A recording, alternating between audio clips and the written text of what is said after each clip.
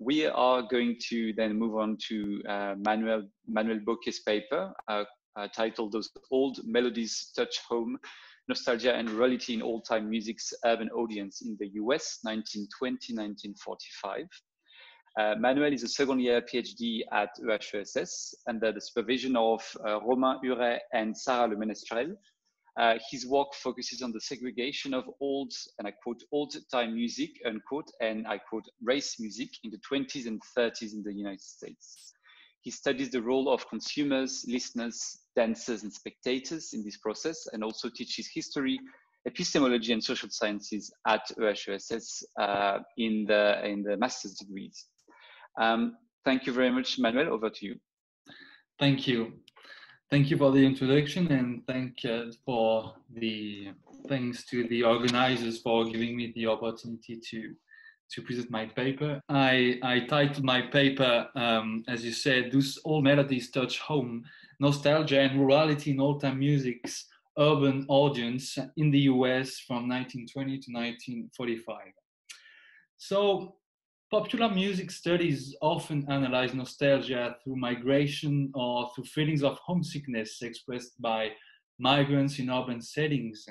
And music is often described as a way for these displaced groups to adapt to a new environment. And in these studies, music always plays a role in building new communities by bringing migrants together. So through the first decades of the 20th century, as immigration was at its peak in the US, historians show that ethnic music was central to foreigners' communities in big cities like Chicago or New York. In specific urban neighborhoods, Scandinavian, Eastern European, Greek communities, etc., listened to mass-produced records of ethnic music as a way to preserve the national identities. And in the same period, mostly in the 20s, 30s, and 40s, as millions of African Americans were migrating northward from the segregated and violent South to live in equally segregated northern cities, blues was massively sold as a product of the Southern Black musical experience. So like European music, historians stress the sense of nostalgia conveyed by blues singers and musicians. This music allowed Southern African American newcomers to negotiate their homesickness in urban spaces like Baltimore, Pittsburgh, and Chicago, for example.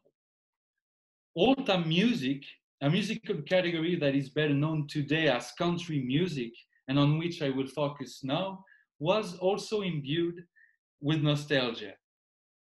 Beginning in the 20s, old-time music records were massively sold as a part of a national cultural production portraying the rural South as an idyllic region, as you can see on the first map on which I will come back. So historians show that white Southerners migrating from the South participated in the remarkable development of old-time music, which was associated with authentic white Southern rural life. So from rural areas to northern and Midwestern cities, old-time music is also mostly analyzed through the sense of homesickness, a homesickness felt by Southern record buyers and radio listeners. And recent scholarship do highlight this feeling of nostalgia for the Southern and rural life the migrants left behind. Then, through popular music, a majority of work studies urban audiences through the lens of a specific social, regional, or national migrant groups or communities. And these communities are always associated with the music. So even if these terms are challenged by social sciences today, many popular music genres are still defined as traditional, folkloric, or authentic musical practices, as we have heard before. Thus, audiences, record buyers, spectators also, are usually defined by the same identification with which music is marketed by record companies or promoted by musicians, at the expense of a large part of the public that does not fit this definition.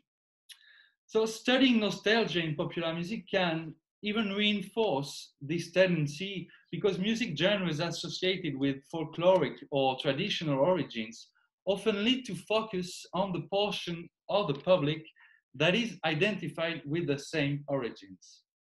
Indeed, as I will show in this presentation, focusing on the migration of white rural Southerners, whom old-time music was identified with, hides a large part of the urban audience. Through a case study of listeners writing to old-time music radio programs, I will then show that a systematic analysis of the listeners themselves allows to understand the many and diverse expressions of nostalgia experienced through music in cities. So, as radio broadcasting was developing in the 1920s after the First World War, old-time music shows were all over the US radio waves and aimed at a rural audience, mostly in the South and the Midwest, as we will see. So dozens of national and local radio shows featured musicians playing old-time songs and announcers talking with nostalgia about the bygone rural past, the hardships of farm work, and also the liberty, the self-sufficiency of white Southerners. So Bradley Kincaid, that you can see on this slide in a suit, playing the guitar, was one of the popular old-time music musicians.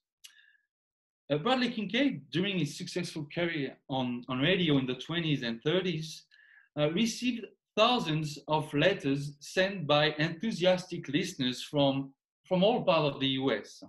And my presentation focuses on the remaining body of these letters.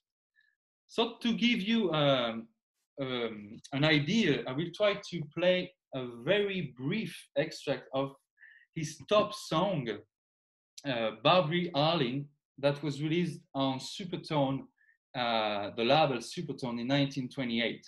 So sorry for the low quality. I will just play a few seconds of it to give you an idea of the music I'm talking about. In Scarlet Town, where I was born, there was a fair maid dwelling, made every youth cry well away. Her name was Barbary Allen. So that was Barbary Allen, the top song. He was singing all over radio almost every day in the 30s. So in 1929, as he was working on a radio station in Chicago, Bradley Kincaid sold more than 100,000 of his first songbook, titled My Favorite Ballad and Old-Time Songs, that I showed on the first slide. So this songbook was purchased by listeners all over the Midwestern states. In the foreword, he gives his personal definition of what he means by mountain ballads and old-time music, the kind of music he has been playing over the air for 3 years in 1929. So this music, he writes, is played by, quote, those who live in the mountain, unquote. Defining the origins of mountain ballads and old-time songs, he says it comes from, quote, the life and spirit of a people in whose veins runs the purest strain of Anglo-Saxon blood to be found anywhere in America. These mountain ballads are songs that grew out of the life of and experiences of hardy Scotch, Irish, German, English, and Dutch natives, unquote. To Bradley Kincaid, even though he was selling widely the songbooks, quote, they are not songs that were written for commercial purposes. They were never written, but were handed down by word of mouth, unquote. So historians of old-time music have mostly taken this definition to cast old-time music as musical practices from Southern Appalachia. As you can see on this slide, Southern Appalachia can be broadly defined as a part of Kentucky, Virginia, Tennessee, North and South Carolina, and Northern Mississippi, Alabama, and Georgia. So working on the migration from Appalachia to Ohio, Indiana, and Illinois that took place in the 20s and 30s, historians show how rural people from Southern Appalachia, from the Southern Appalachian mountains, found in old-time music on radio a way to ease the social difficulties of the migration. So we can see on this map the main destination of white Appalachian migrants, mostly in Ohio, as I've said, Indiana, Illinois, and Michigan. So migrants from Kentucky, Tennessee, South and North Carolina encountered social discrimination and were in economic hardship in the Midwestern states. Historians then describe old-time music as a vehicle for nostalgia and as a reminder of the migrants' Appalachian roots and culture.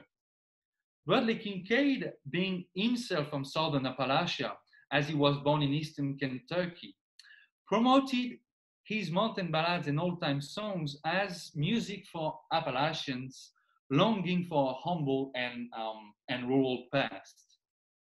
So most of the scholarship defines old-time music audiences the same way Bradley Kincaid did, and country music is mostly defines this way as a mostly rural or former rural, Southern or ex-Southern, poor and white public, without considering, in my opinion, the many and diverse receptions, appropriation and interpretations the listeners could make of old-time music on the air during the interwar period in the US. So I want to argue here for the necessity of shifting the focus to the audience's perspective. The audience's perspective to understand really how nostalgia was a shared experience among the listeners of various backgrounds who had a taste for old-time music.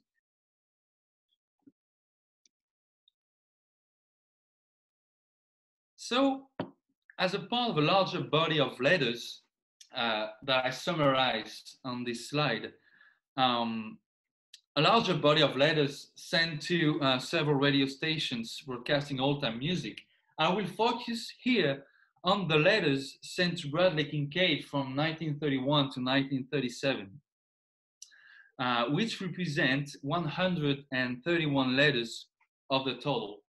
So before getting to it, I have to say that the letters that were kept by this musician, by Bradley Kincaid, represent a very small amount of all the mail he received. Still, when I cross his letters with the other letters, and also very importantly with census data, biographical information I can find on the listeners from the annual census of the US, this corpus allows me to draw a precise portrait of the audience of old-time music. So, as you can see here on this map, the quantitative work shows that the listeners mostly live in Ohio, OH, Indiana, EN, Illinois, IL, and Michigan, MI, in the north, in the Midwest.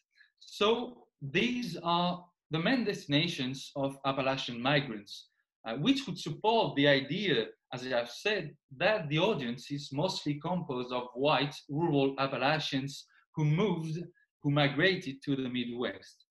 However, a closer and qualitative look at the listeners' writing and biographical information shows that old-time music was actually not listened by Southern migrants exclusively.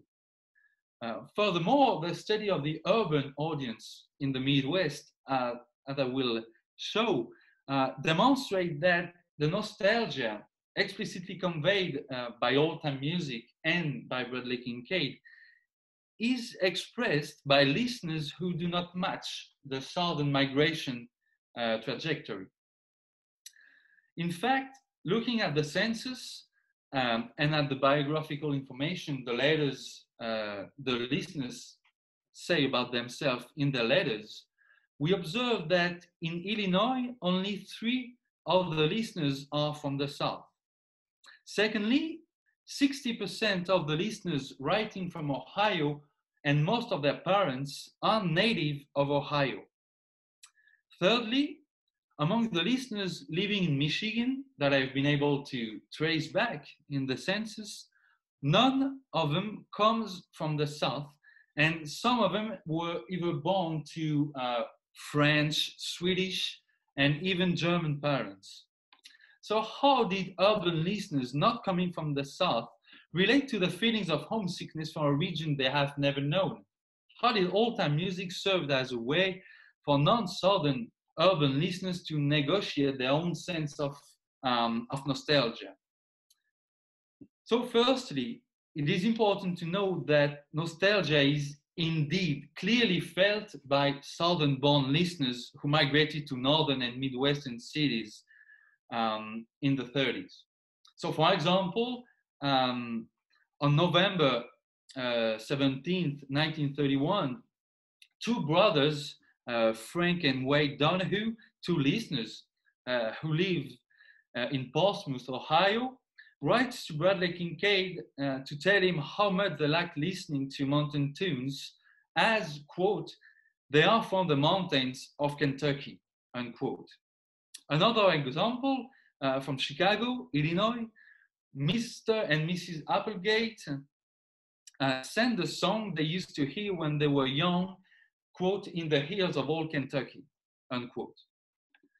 So like many others, these Southern listeners who migrated to the Midwest always identified themselves as Kentuckians or as Appalachians, and linking themselves and their sense of nostalgia to Kincaid's own origins through old-time music. However, the same type of remembrance of childhood associated with rurality, and old-time music, but not with the South or any kind of migration, can be found among urban listeners of the Midwest who, as city residents, write about their youth on the farm. So on the slide that you can see, here we have a letter from Mrs. A.O. Duffey, who writes to Bradley Kincaid to send 2 old songs to be sung by the musician on the air. So from the census data and what she writes about herself, we learn that Mrs. A.O. Duffey is 63 years old, living in the city of Newark, in the state of Ohio, where her home parents were born. And Mrs. Duffey, in a short letter, tells Bradley Kincaid that these songs, quote, were very popular when she was a girl at home on the farm. And she recalls that, quote, no social gathering was completed without the aid of these old songs, or unquote. Old-time music listening as an occasion to recollect childhood in a nostalgic way is also observed in letters from non-Southern listeners who live in little towns or villages in areas classified as semi-rural but not residing on a farm. Mrs. J. Frohling, of whom you can see the letter here, writes in April 1932 that his, quote, old songs give her back to her childhood, unquote. And she would like Bradley Kincaid to play a song that, quote, was sung when she was 17 years old. And she continues, quote, those were the days, the good old-fashioned song that went to heart, and there was something in it that appealed to you, unquote. And Mrs. Frohling is born in Missouri to a German mother and a father from Ohio. And she now lives in Crescent City, Illinois, a town of about 1,000 inhabitants in 1930. On September 1931, Mrs. Blythe Foreman, of whom you can see the letter here, writes to Bradley Kincaid that she always enjoyed his whole ballads and that she liked, quote, his singing of the mountain ballads as much as anyone could do, unquote. Like Mrs. Frohling, Mrs. Blythe-Forman lives in a rural town where she works as a school teacher. So classified as rural by the census, these persons are in fact more urban than rural, and these areas usually concentrate commercial and industrial activities. These cases of listeners living in little towns and small cities bring to light the diversity of experiences of urban and rural spaces that are evoked through nostalgia. So I will conclude on one last example. On the case of Mrs. Your time is up, Manuel, so very quickly. Okay. So the case of Mrs. Charles Ford presents yet another spatial trajectory between urban and rural spaces. So she now lives in 1931 in a very rural space in northern Michigan after have been a resident of Chicago for almost all her life. And she's equally attracted to the musical and nostalgic portrait of Appalachian South, sung by Bradley Kincaid. Whereas, like the other listeners, she has never lived in the region of the South. So to conclude, the idea conveyed by Bradley Kincaid and by contemporary scholarship that Appalachian migrants see old-time music broadcasting as a vehicle for their nostalgia for the region they left behind, this idea can be observed with listeners who do not map the Appalachian migration to the Midwest.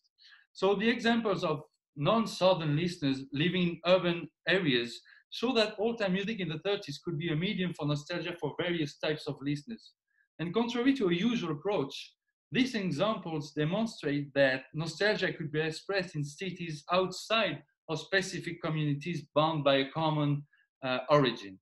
In fact, in northern and midwestern cities, old-time music extended beyond the limits of southern Appalachia toward the representation of the authentic American identity. And indeed, this music could be appropriated by urban listeners for various geographical backgrounds, but united by a shared white identity. I thank you, and sorry for the minute past. Thank you very much, Manuel. There are several questions on the chat, and there's another one, just a comment which is really interesting to see, especially in that last example. I mean, I'd love to hear, not today, but at some point later in your research, I'd love to hear more about their relationship to technology as well, because they are talking about obviously listening to radio and listening to records instead of, for instance, attending performance or having people, singers coming by their villages or small towns. So I think that's also really interesting, that relationship to modernity and an idealized past.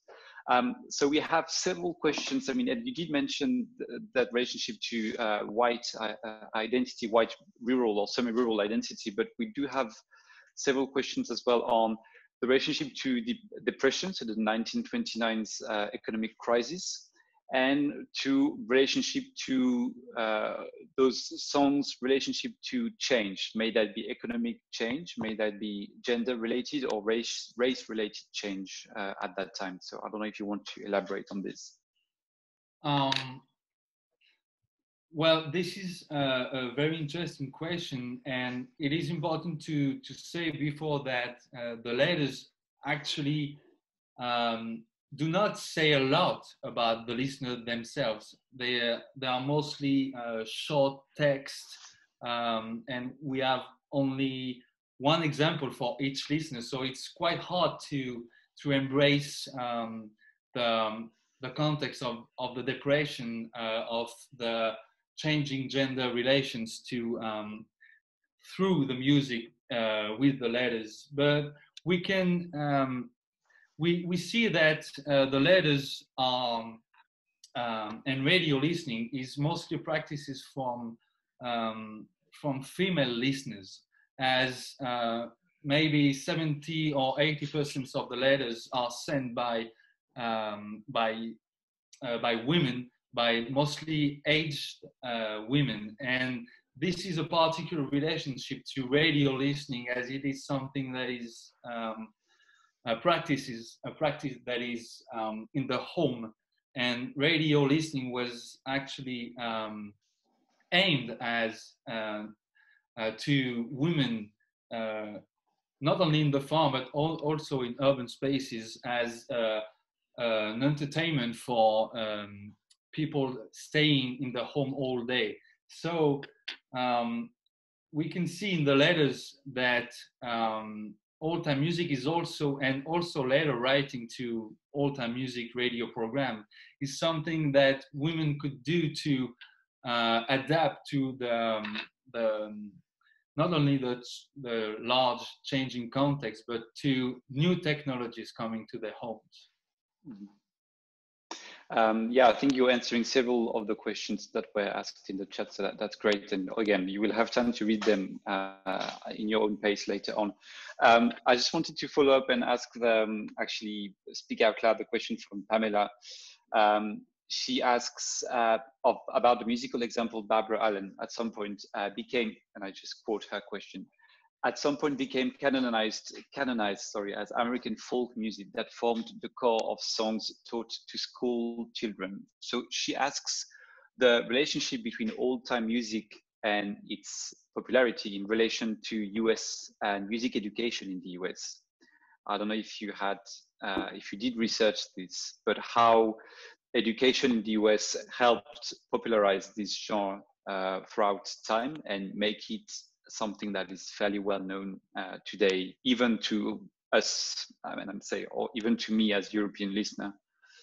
Yeah, it's not a topic that I work particularly, but we can see in old-time music that there is a clear, respectable and morally a viable view of society that is not encountered in other music genres of the same period, like jazz, which is like jazz and blues, which are very criticized by the white and also black establishment for its association with the urban poor class or whatever. So in old-time music, we can see that it's easily adaptable to a children audience and to a folkloric canon of American music that can be broadcasted and diffused to American children. And Bradley Kincaid and other old-time music singers of that I study are aim a lot of their music to children, and radio listening was aimed to home women mostly, and also their children. So and like more popular singer like Pete Seeger, for example, went on to a folk career after beginning in old-time music business, and he ended up very early in the 50s recording music for the children audience. So there is a clear link here. Thank you very much, Manuel. We're going to have to wrap up because we have the next panel coming up. So I would like to thank the three presenters, the four writers, for those three papers that they've introduced today.